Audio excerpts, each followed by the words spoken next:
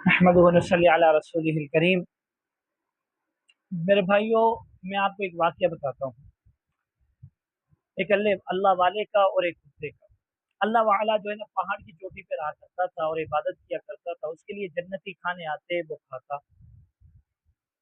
अल्लाह रब्बुल इज़्ज़त ने उनका इम्तिहान लेना चाहा, उनको इम्तिहान में डाला, आजमाइश में डाला, और 3 दिन तक अल्लाह रब्बुल इज़्ज़त ने जन्नती खाना नहीं भेजा। वो भूख से निढाल हो गए। जब भूख से निढाल हुए तो वो पहाड़ की चोटी से उतरे और नीचे आ गए। किसी का दरवाजा खटखटाया और उनसे सवाल कर लिया कि अल्लाह के वास्ते मुझे कुछ खाने के लिए दे दो। उस बंदे ने उसको 3 रोटियां दी और उसने उन रोटियों को लिया और चल दिया। उसी मालिक के घर में एक कुत्ता भी था। वो कुत्ता भी इनके पीछे चल दिया।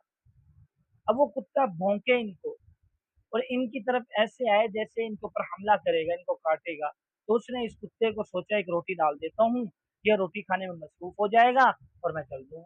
इसने रोटी एक डाल दी और वो कुत्ता खाने में मशगूल हो गया और ये चल दिए।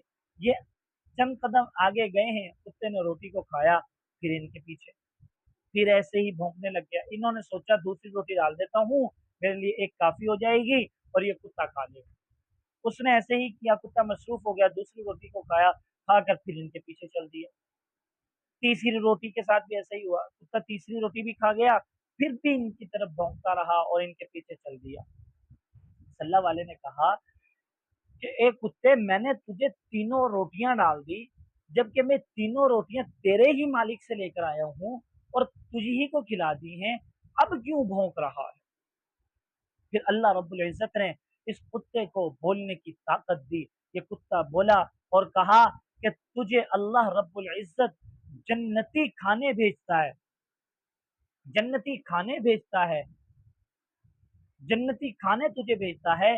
अगर अल्लाह रब्बुल इज़्ज़त ने तुझे जन्नती खाने ना भेजे तो तू जो है लोगों के दर पर आकर उनसे सवाल करना शुरू कर दिया, और मैं अपने मालिक के दर पर रहकर 8 8 दिन भूखा रहता हूँ, लेकिन अपने मालिक के दर को छोड़कर दुनिया के दर पे नहीं जाता, दूसरे के दर पे नहीं जाता, न दूसरे के दर पे जाके मैं सवाल करता हूँ।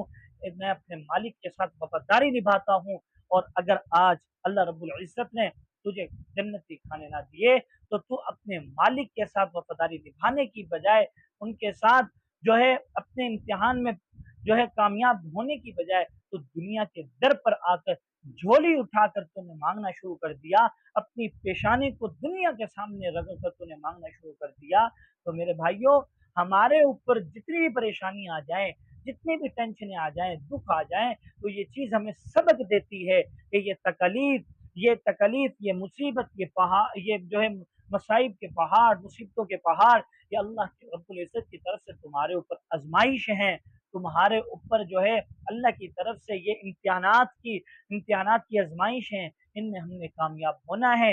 इसीलिए तो आका मदनी सल्लल्लाहु अलैहि वसल्लम ने फरमाया कि मोमिन के लिए खुशी आती है, वो उस पर जो है शुक्र करता है, ये भी इसके लिए बेहतर है। और मोमिन के ऊपर तकलीफ आती है, ये इस पर सब्र करता है, ये भी इसके लिए बेहतर है। और दोनों पर ही कहा कि ये मोमिन के लिए दोनों ही चीज बेहतर है। अल्लाह से दुआ गो है कि अल्लाह ताला हम सबको इस्तिकामत अता फरमाए। वमा अलैना इल्लल बलागुल मुबीन। मिलते हैं इंशाअल्लाह नेक्स्ट वीडियो में। वस्सलाम व रहमतुल्लाहि व बरकातुहू।